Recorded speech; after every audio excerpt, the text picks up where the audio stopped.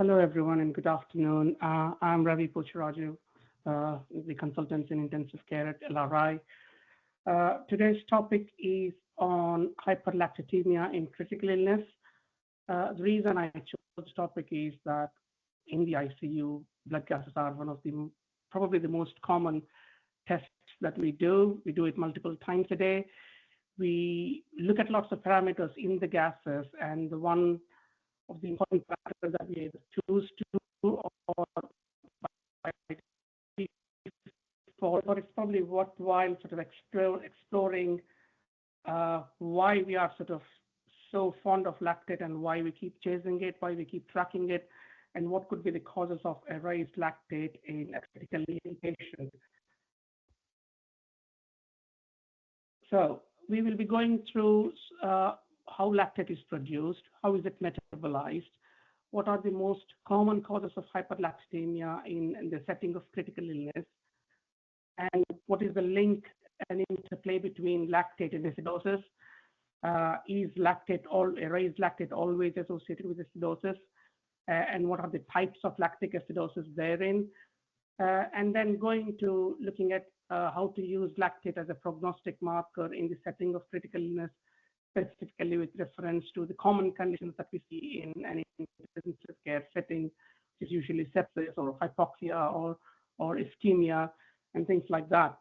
And then at the end, we will look at what evidence we've got to actually establish lactate as a marker of prognosis and how useful it is in the setting of a critically ill patient. So as I was saying, as anesthetists and intensivists, all of us are more sort of at comfort and used to physiology when we are sort of dealing with stuff and learning stuff. Unfortunately, I couldn't escape getting into a bit of biochemistry for this talk. So there will be some mention of glycolysis and Krebs cycle and whatnot, but I'll try and keep it as simple as we can. So glycolysis as a process, a cellular process, happens in the cytoplasm. It involved many, many billion years ago. Probably it's the first thing that we are taught as medical students. So what happens in glycolysis is that it is basically an energy producing mechanism wherein glucose goes through a series of metabolic steps and is converted into pyruvate. And in that process, two molecules of ATP are produced, which is basically the energy that we're looking for. But then the pyruvate subsequently enters into the mitochondria, wherein we have the Krebs cycle and the oxidative phosphorylation that happen, which actually is a more energy efficient process, which generates a lot more ATP, anywhere between sort of 30 and 38 ATP are produced in the Krebs cycle and oxidative phosphorylation. And that's all the aerobic part of it. So glycolysis and Krebs cycle and the oxidative phosphorylation, in total, they will produce about sort of 38 molecules of ATP. But if there is an issue with oxygen supply and this process is shunted towards the anaerobic route, we are just left with 2 ATP. So what happens in those situations is that the pyruvate, which is the end product of the glycolysis, then gets converted into lactate by the enzyme lactate dehydrogenase. And this lactate then ends up getting into liver, wherein either it's stored or it's again converted into pyruvate so that the pyruvate can then regenerate some glucose by gluconeogenesis. And that's the Cori cycle that we all possibly know. But a few facts that we should remember in all of this complicated metabolic pathway is that there are a few enzymes and cofactors. So basically thymine, that's one enzyme which is a cofactor for pyruvate dehydrogenase. The pyruvate dehydrogenase catalyzes pyruvate to acetyl coenzyme E, and that is what is required for to enter into the Krebs cycle. So if there is an issue with thymine and thymine is deficient, that will not happen, and then the pyruvate gets shunted towards more lactate production.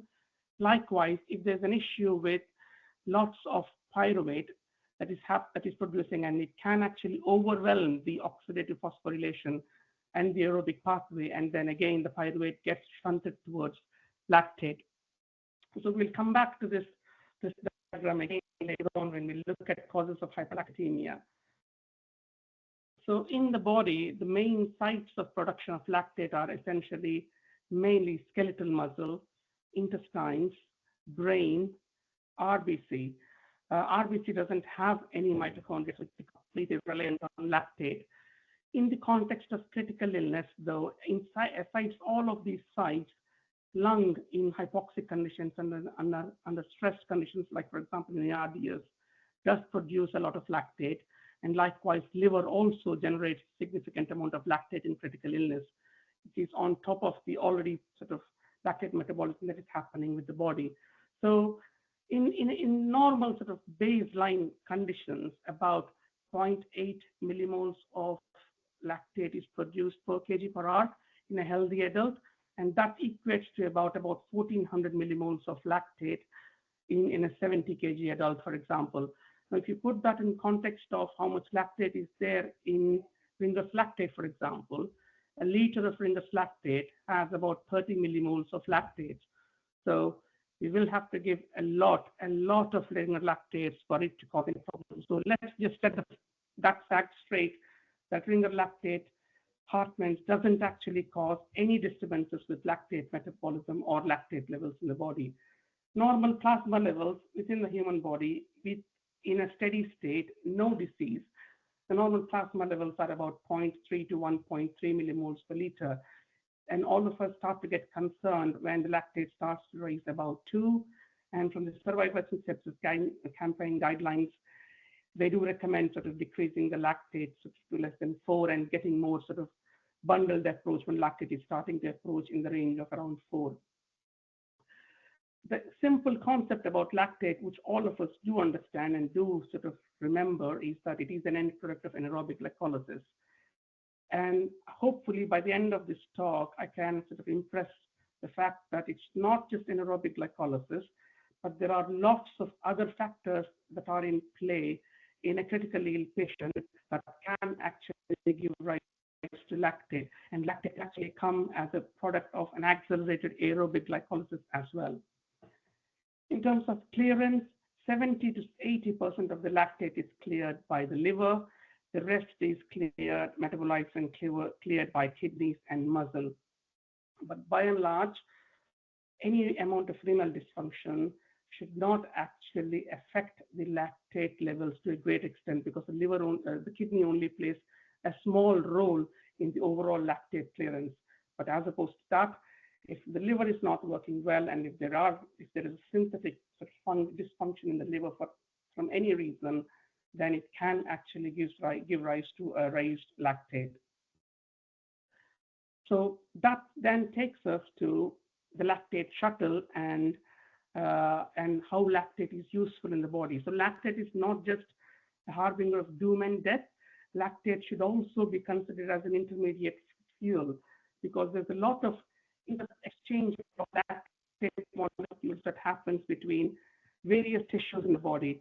The one that we are actually more concerned, and which probably all of us would realize and know, is the Cori cycle, which is the interplay between lactate sort of transfer between liver and various glycolysis dependent tissues, most commonly muscle and some other tissues like sort of blood cells and nerves and other hypoxic tissues. So in these tissues, in all this, for example, in muscle, the glucose gets converted into pyruvate as a result of glycolysis. And then the pyruvate is then converted to lactate by lactate dehydrogenase, and then the lactate is shuttled into liver so that we can still get some glucose in need or under conditions of stress to regenerate and keep the glycolysis going. And that's the Cori cycle, which is the lactate shuttle that happens between liver and muscle, for example. What is also important to know is that the interplay and exchange of lactate between the liver and some of the tissues like muscle is energy dependent. It does sort of use some amount of energy. But as we see in this next slide, there is a lot of interplay between glucose and lactate between various other cells as well, as in sort of red blood cells, astrocytes, neurons. In that, there is a free exchange between glucose and lactate. It doesn't require any energy, as opposed to what happens between liver and other of these organs, wherein some ATP is actually consumed to actually regenerate the glucose.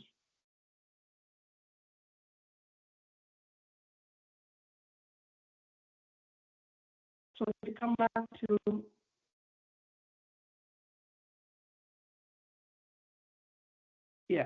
so if we come back to this particular sort of diagram to actually put things into context, in a steady state, no illness, glucose is converted to pyruvate glycolysis, and then pyruvate gets into the Krebs cycle so that it becomes a more energy efficient process to generate more ATP and more energy for the cells to thrive.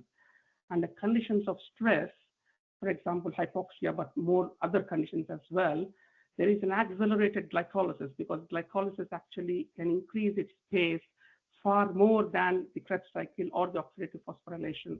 So lots of glycolysis happens. It can overwhelm the pyruvate dehydrogenase enzyme, which helps for the pyruvate to enter into the Krebs cycle. And as a result of that, in stressed conditions, even in the absence of hypoxia, the pyruvate gets shunted into producing lactate, so that at least some energy is produced. It might not be as energy efficient as Krebs cycle, but still it does produce some energy. Now, when patients start to then recover from these stress states with managing the primary disorder, then the lactate then again by lactate dehydrogenase gets converted to pyruvate, and then pyruvate then again enters into Krebs cycle to again restore the steady state metabolism, which is usually glycolysis and then Krebs cycle. That's as much of a rant of biochemistry that I can possibly do. It gets more complicated beyond me after that. Coming to causes of hyperlactatemia and critical illness, the first thought that comes on to all of our mind when we look at a raised lactate is whether the patient is hypoxic or whether there is an issue with ischemia and hypoperfusion, and are we dealing with a shock state. So those by and large are the three most common conditions that come to our mind when we are actually looking at raised lactate with or without acidosis. But then what we should also understand in the context of critical illness is that there are a lot of other factors that are important, and probably which we don't know and we don't appreciate is the accelerated glycolysis aspect of all of this. So as I said, glycolysis has the ability to actually increase its pace a lot more than Krebs cycle. So in any critically ill patient, in hypermetabolic states like fever or sepsis or thyrotoxicosis, for example, there is inherent acceleration of glycolysis. And this glycolysis accelerates to produce a lot more pyruvate than the Krebs cycle can actually keep up with, and that gives rise to a high lactate. Equally, there is an element of mitochondrial dysfunction that we actually know can happen in sepsis, for example. So the Krebs cycle is actually not functioning, and then the lactate is better and the pyruvate is shunted towards more lactate. Thymine deficiency, as I've said, because thymine is needed for the conversion of pyruvate to acetyl coenzyme, thymine deficiency can actually give rise to the pathway leading to more lactate generation. And more interestingly, from an ICU point of view, apart from sepsis, there are lots of medications that we use which can produce a raised lactate. The most common culprits that we come across are adrenaline, for example, salbutamol or metformin. Even within sort of the adrenaline and salbutamol, it's mostly related to the activation of beta receptors, which then generate and activate the sodium-potassium pump. The sodium-potassium pump then actually, when it's activated, it consumes a lot of ATP, because a lot of ATP is consumed in the activation of that pump, and the need for ATP then drives further accelerated glycolytic pathways leading to the generation of lactate. Metformin is more complicated and it's quite relatively more unknown mechanisms, but by far probably one mechanism that is important in metformin causing hyperlactatemic conditions is that metformin tends to inhibit gluconeogenesis. So pyruvate doesn't get converted to glucose. So there is lots of lactate that is left in the liver, which then causes hyperlactatemia. But then it's probably less harmful compared to other lactic acidotic states when that are seen in the context of critical illness. Other important causes are toxins, and obviously hematological malignancies. Very weirdly, a tumor burden, for example, in lymphomas or leukemias, for example, there is a significant generation of lactate that can be attributed to both aerobic and anaerobic processes, given the density of cell growth that happens within these malignancies. So if we come back to this initial diagram, any evidence of thiamine deficiency, as I've said, will give rise to more lactate and hyperlactatemia. Metformin, because it inhibits gluconeogenesis, can cause hyperlactatemia. If the liver is, for example, not functioning at its optimal level, then the lactate, the pyruvate cannot be generated cannot be converted into glucose. So the gluconeogenesis actually stops there, and then lactate gets accumulated. Ethanol, for example, is the other cause that we commonly come across, wherein it actually messes up with this reduced nicotinamide dinucleotide and causes more generation of lactate. Toxins, for example, paracetamol toxicity or acetaminophen toxicity, they actually mess up with the Krebs cycle itself and hamper that aerobic pathway. So most of it is shunted towards anaerobic pathway and generation of more lactate. So then coming to common conditions that we do come across in intensive care, which is hypoxia, ischemia, and sepsis. So if you look at hypoxia, there is a complex interplay between oxygen delivery and oxygen consumption. And if the oxygen delivery is reduced to a great extent than the normal, then consumption actually becomes dependent on delivery. But then it has to really decrease to very, very, very low levels for it to cause a lactate rise on its own. And usually we will interfere in much before that happens. But also in play with this tissue hypoxia are effects on microcirculatory perfusion that happens in critically unwell stage or shock stage, which can actually accentuate the hypoxia. But we should remember that there is a very clear correlation between tissue hypoxia and hyperlactatemia. There's no point in refuting that, but we should also recognize that it is not just hypoxia that is contributing to hyperlactatemia, and there are other factors in play as well. Coming to circulatory failure and regional ischemia.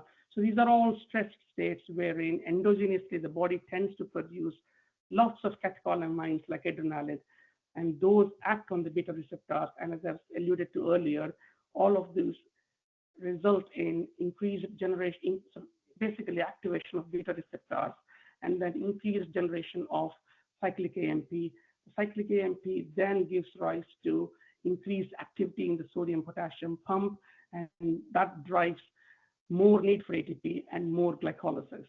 Also important from a critically ill patient are other conditions that we come across commonly is, like for example, ARDS or ischemia in the setting of gut ischemia or any other organ ischemia like limb ischemia. ARDS lung, for example, is inherently hypoxic. So there is significant evidence of anaerobic metabolism that is happening in that part of the lung, which is trying to generate more energy, and that actually can generate lactate in the context of ARDS. But that's probably by itself not extremely harmful, because we do know from studies that were done by Amato and also from the ARSNet study that we actually can, the body can actually tolerate a decent degree of acidosis that gets rise, that is there in these conditions of ARDS, for example. So probably correction of acidosis in the context of ARDS, whether it is because of hypercapnia or whether it is because of lactate, is probably not that helpful. It might not be harmful, but it is definitely not going to change the outcome or make anything better. Likewise, it is also important to recognize the evidence of ischemia in the generation of lactate. Lactate does lactate raise does happen within very soon from the onset of mesenteric ischemia, for example. And those patients, which we commonly see across in the unit, for example, in the Royal, where we have lots of patients with abdominal sepsis, it's very subtle. They do not usually have lots of clinical symptoms. So those are the set of patients wherein we should be mindful of a raised lactate if it is specifically in the context of someone having intra-abdominal sepsis, and if there's raised lactate, we should have a low threshold of chasing it or investigating it a bit more, because it's a very subtle indicator, and usually that ischemia is probably more sort of comes into play and picture when we actually take these patients up for laparotomy, and that is very often that is first time when we actually look at an ischemic gut, which is the reason why we in the Royal we chase surgeons to sort of have a low threshold for exploratory laparotomy, for example. Sepsis, so we can't sort of escape sepsis in any sort of talk on ICU. And again, lots of focus on sepsis in the context of hyperlactatemia, initially concentrated on tissue dysoxia or tissue hypoxia, but there is a lot more to raised lactate in sepsis rather than just tissue dysoxia, because even though we correct the hypoxic element on and the dysoxia, lactate can still cause a problem in septic patients. The reason being sepsis is a stressful state, and as I've said earlier, it can sort of generate lots of catecholamines, which generate lots of pathways leading to glycolysis and generate lactate. Equally, there is lots of microvascular stasis and shunting, so that happens in sepsis patients, which can divert the blood away and cause more anaerobic sort of metabolism and give rise to high lactate. And then mitochondrial dysfunction, again, is an important entity that we have to remember in the context of a septic patient. We cannot intervene or change it, but probably the treatment of the sepsis itself by source control or antibiotics can give rise to a situation wherein the mitochondrial dysfunction then usually starts to resolve. Then coming to lactate and acidosis, this part is a bit more interesting, which I actually didn't sort of look into in great detail before, because we usually associate lactate with acidosis. But if you look at how lactate is generated within the body, and when pyruvate gets converted into lactate, there is actually consumption of hydrogen ion when pyruvate is converted into lactate. So if you look at it from a biochemical point of view, lactate on its own should not actually give rise to any acidosis, because it's not generating any hydrogen ions. But what happens is that alongside with all of this and the generation of ATP that happens, the ATP gets hydrolyzed into ADP and phosphate. And normally what we would expect is that the phosphate ion actually buffers whatever hydrogen is produced in that ATP hydrolysis. And in critically ill patients, this might not happen all the time. So the phosphate, because critically ill patients need more energy because of their stress, the phosphate gets shunted to creating more ATP. And as a result of that, the hydrogen ion stays unbuffered and contributes to acidosis. But again, if you look at this interesting sort of graph, up until a lactate level of 5, there is not a lot of alteration in the pH level leading to acidosis. It's only after 5, a lactate level of 5, that the pH tends to become veering towards more the acidotic ranges of sort of 7.3 and 7.2. Coming to sort of lactic acidosis, I think this probably is more familiar to all of us. Cohen and Woods classified lactic acidosis essentially into type A and type B lactic acidosis. Type A is essentially those conditions which are involving tissue hypoxia, so all the shock states, hypoxemic states, states related to anemia or toxins which mess up with the sort of aerobic metabolism, like carbon monoxide poisoning, for example, All of those are type A lactic acidosis, cause type A lactic acidosis. Everything else is grouped under type B, which again is classified into B1 and B2 and B3. Of interest to us are probably mainly B1, wherein we deal with lots of situations that we come across in critical illness, like sepsis, like liver failure, like malignancies, diabetes. And then in B2 are the conditions which are sort of drug and toxin mediated, like, for example, metformin, ethanol, methanol, epinephrine, salbutamol. B3 is probably not of a lot of relevance because that is linked to various inborn errors of metabolism, which we possibly don't see that often. The other major, sort of not major, but probably an important thing that to remember in terms of lactic acidosis is that most is D-lactic acidosis.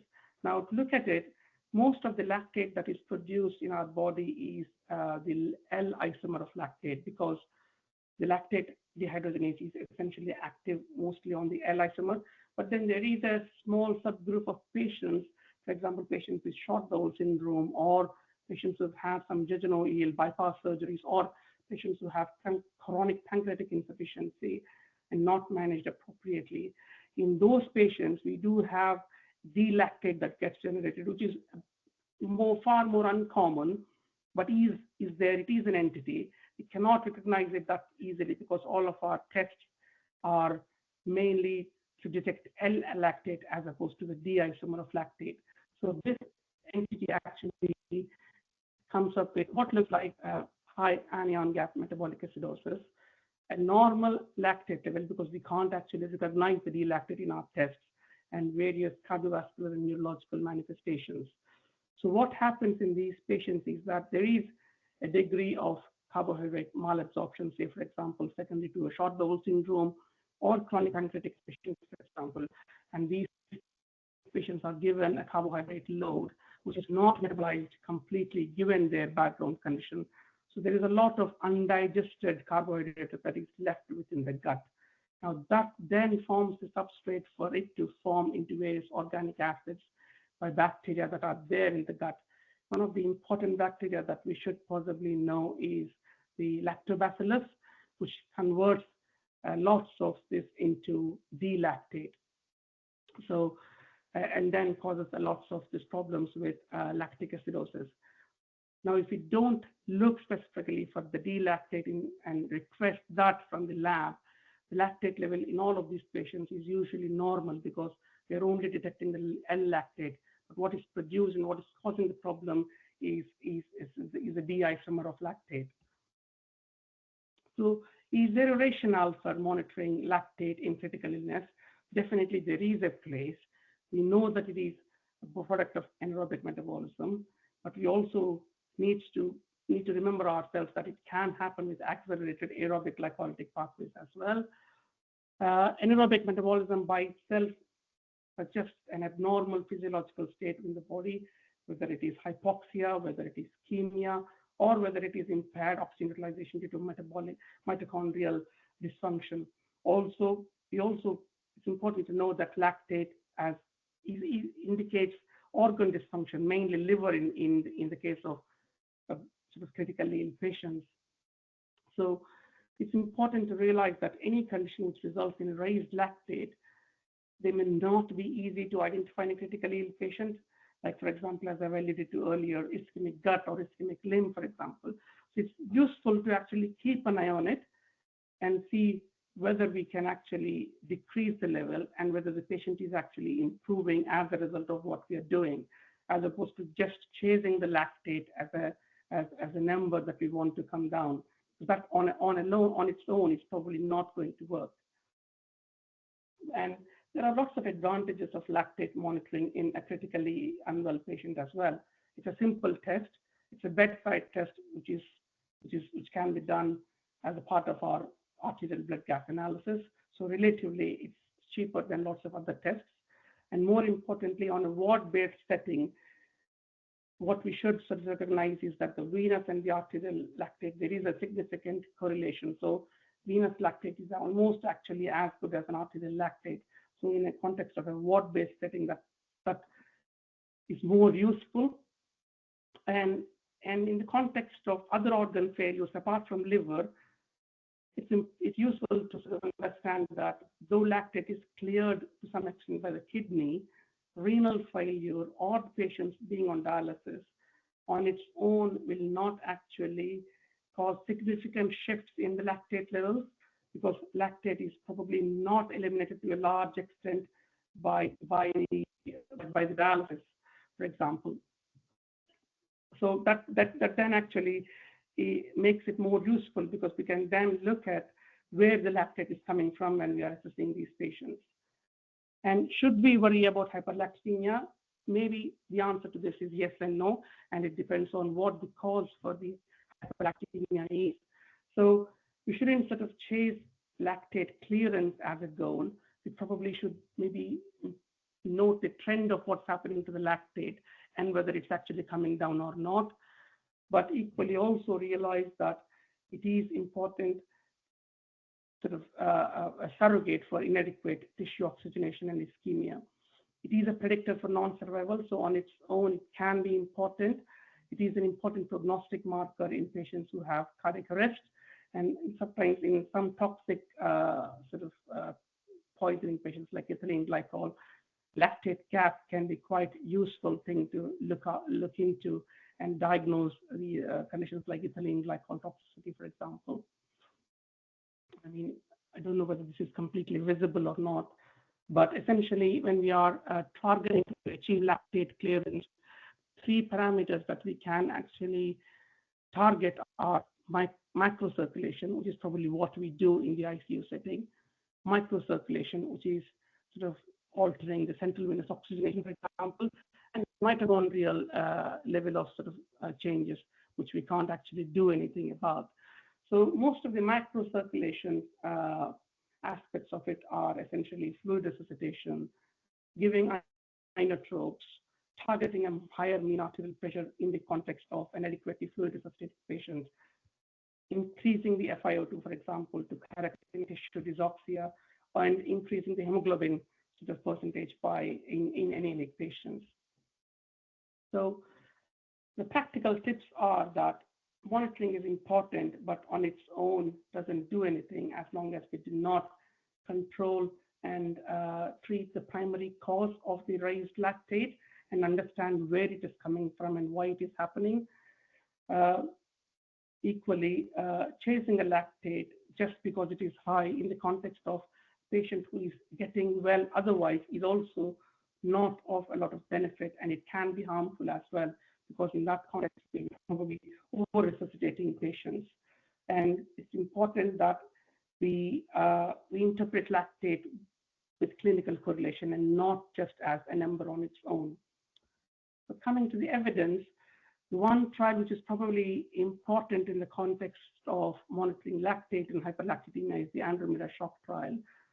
So this was published in JAMA in 2019, and it was done in the context of patients with septic shock. And what the authors did was that they chose patients with septic shock, and they tried to compare peripheral perfusion targeted resuscitation with lactate guided resuscitation in the context of septic shock patients. And the primary endpoint was whether peripheral perfusion targeted resuscitation in the context of this trial, because capillary refill time can decrease the mortality when compared to a lactate guided resuscitation or not. So they've chosen patients more than 18-year-old with septic shock, so essentially suspected or confirmed infection with a lactate more than 2 and adequately fluid resuscitated and needing vasopressors. The exclusion criteria was they took out severe ARDS patients, they took out dialysis patients, and patients with DNAR or patients who are bleeding, because that can confound lactate levels in other ways.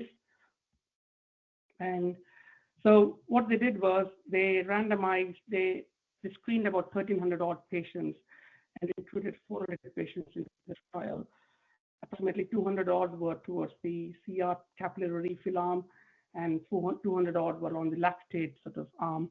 And what they've done was that in the capillary refill, they had a specific protocol on looking at capillary refill.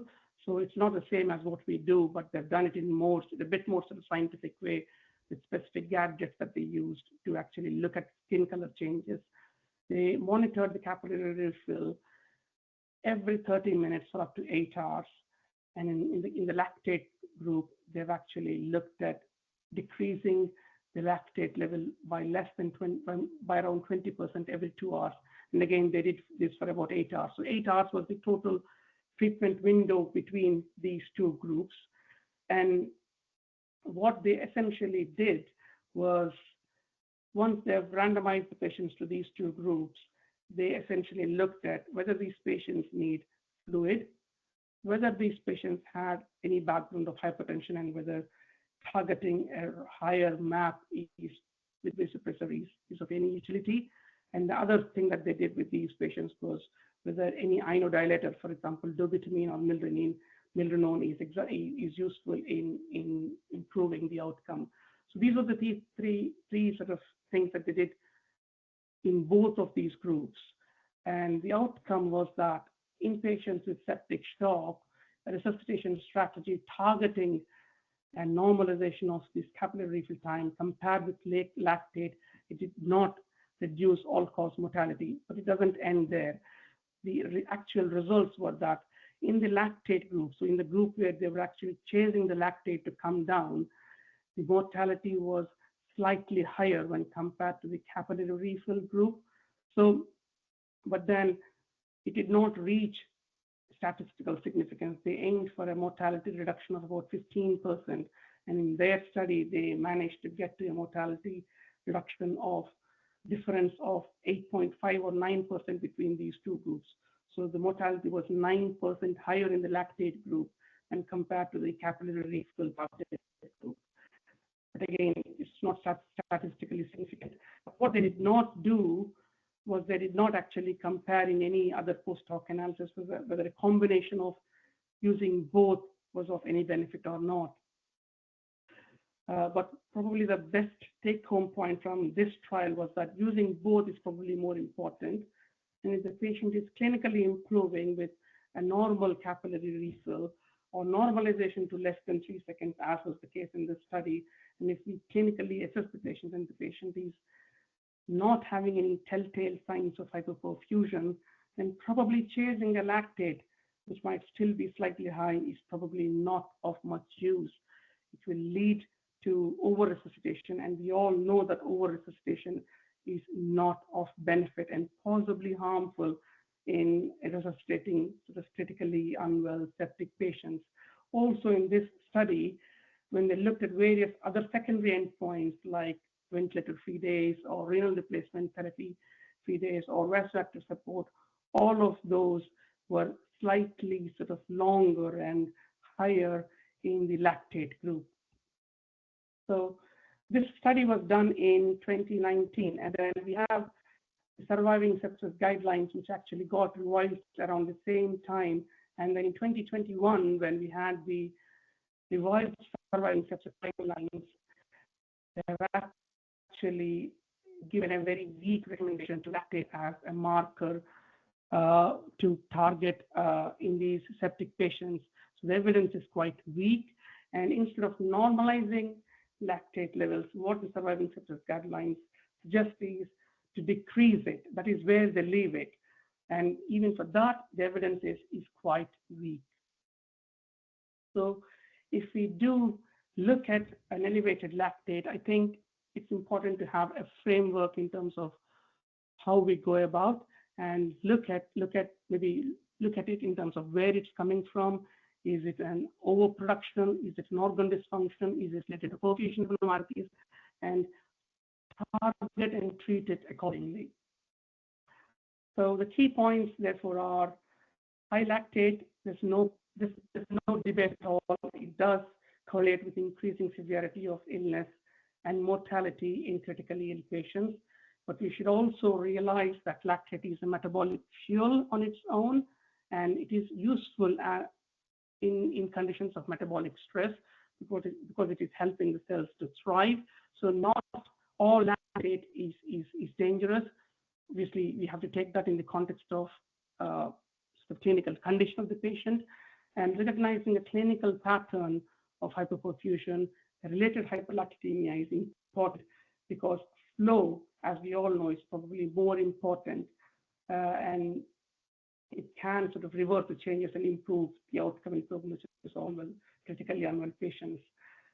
Probably the combination of lactate monitoring and capillary refill and other surrogates of systemic perfusion are probably more useful rather than just following a nuclear approach of just chasing the lactate or just chasing the capillary refill.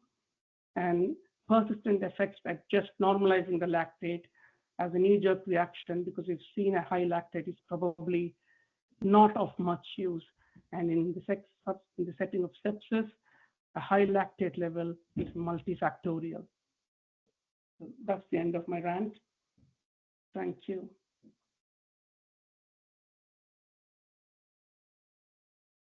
Thank you, Ravi. Thank you, Ravi. It's good to know that chasing the normal lactate is not the right thing. I've always thought that anyway. Yeah. Because that's what most of the nurses would ask us, bring a blood gas and for a lactate of 3, and that they want some fluids to be given. Yeah. Does anybody have any questions?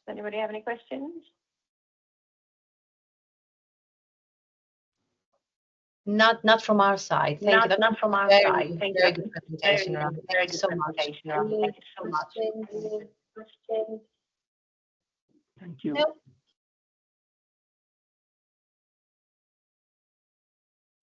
I'm Mike, I'm one of the anaesthetic CT1s. So I've got my journal club presentation on a systematic review and meta-analysis of exposure to hypertension in intensive care stay and its effects on mortality and morbidity. So it was done by a group in the University of Amsterdam and published in Intensive Care Med in April 2024. So essentially, why is low blood pressure important? Because it's one of the primary roles of the intensive care physician to maintain perfusion pressure, and we often use blood pressure as a surrogate for organ perfusion. So in the systematic review, they found 140 different definitions of hypertension, either looking at systolic blood pressure or mean arterial pressure, either a relative drop or an absolute number, and different durations of pressure drop. So the most common one that we would use, and they found as well, was a MAP below 65. So intuitively, based on previous evidence of predominantly observational studies, it's thought that hypertension is associated with worse patient outcomes. And a few studies showed that increasing strength of association with increased depth of hypertension, suggesting exposure severity relationship. But the effect of hypertension during ITU stay and the instance of hypoperfusion related complications hadn't previously been studied in RCT. Previously, where RCTs had used different target blood pressures, showed neutral findings on outcomes, but it's important to note that usually the lower threshold would have been a MAP of over 65, which wouldn't necessarily meet the threshold for hypertension here. And these guys found that a summary of the available literature wasn't previously available, and they thought it might be useful in selecting blood pressure targets. So they did a systematic review using good old PubMed of various studies in adults reporting an association of hypertension on morbidity and mortality, and they excluded certain things like case reports, literature studies, not in English, and hypertension during procedures, and a few other bits.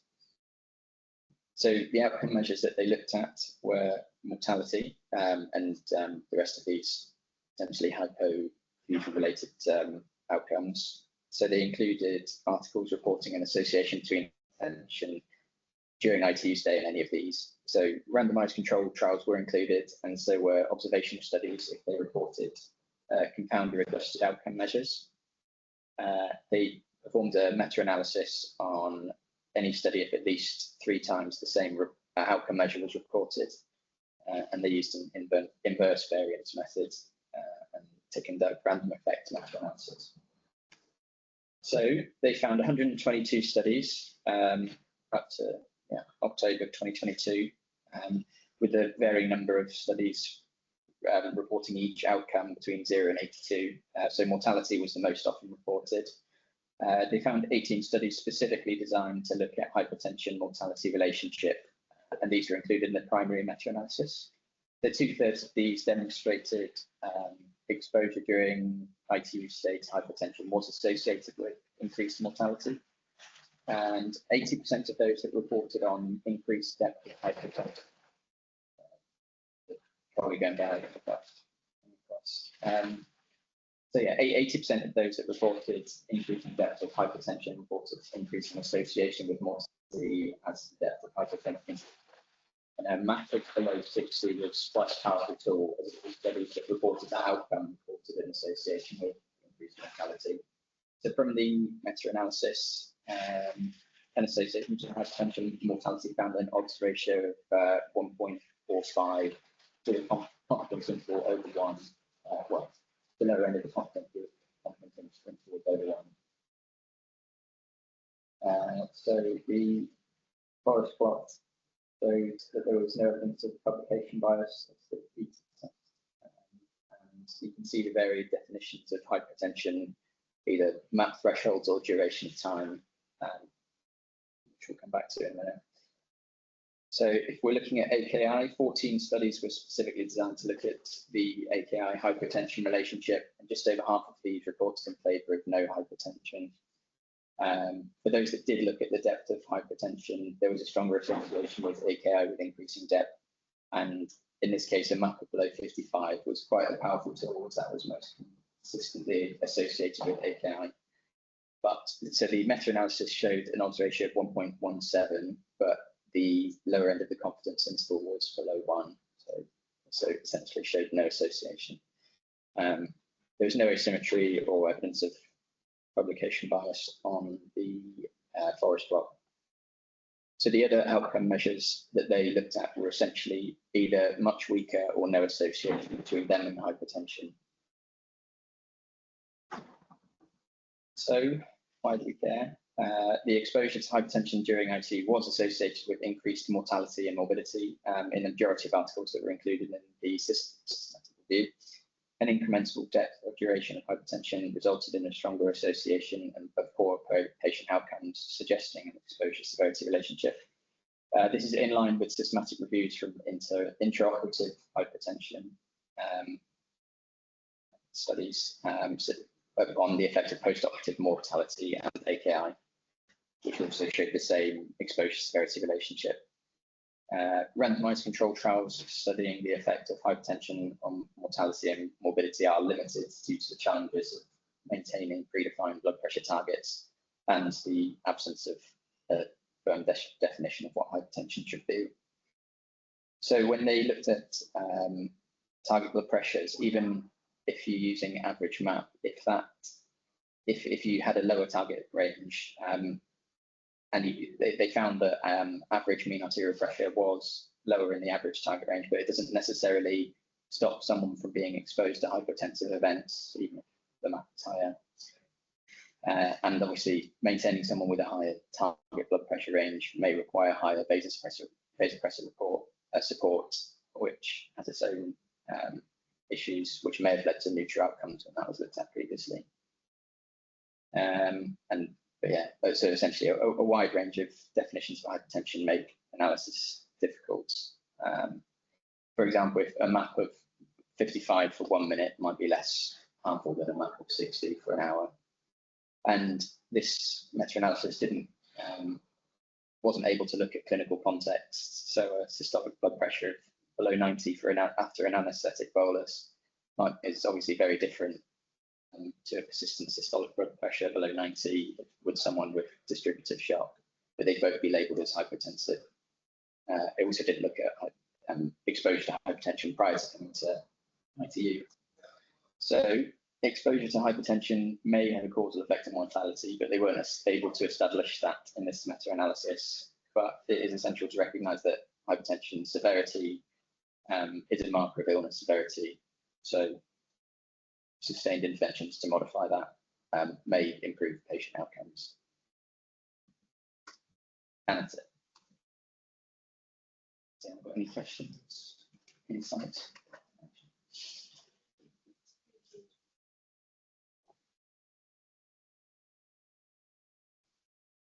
Thank you, Mike. That's quite interesting.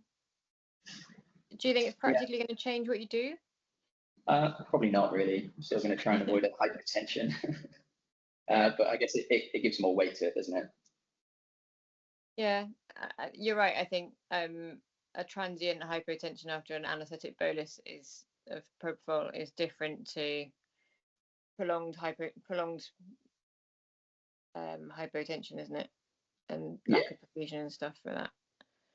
Yeah. And what some people tolerate in anaesthetics is different to others. Some people will tolerate a blood pressure of 80 for an hour, and some people will not tolerate 95 for an hour. So yeah, exactly. It all depends why the blood pressure is low. That's the more important thing, isn't it? Yeah, and what's normal for the patient as well. Yeah. If their normal blood pressure is 100, don't bother chasing 100 because they'll probably tolerate 80 without even noticing. Yeah. Okay, cool.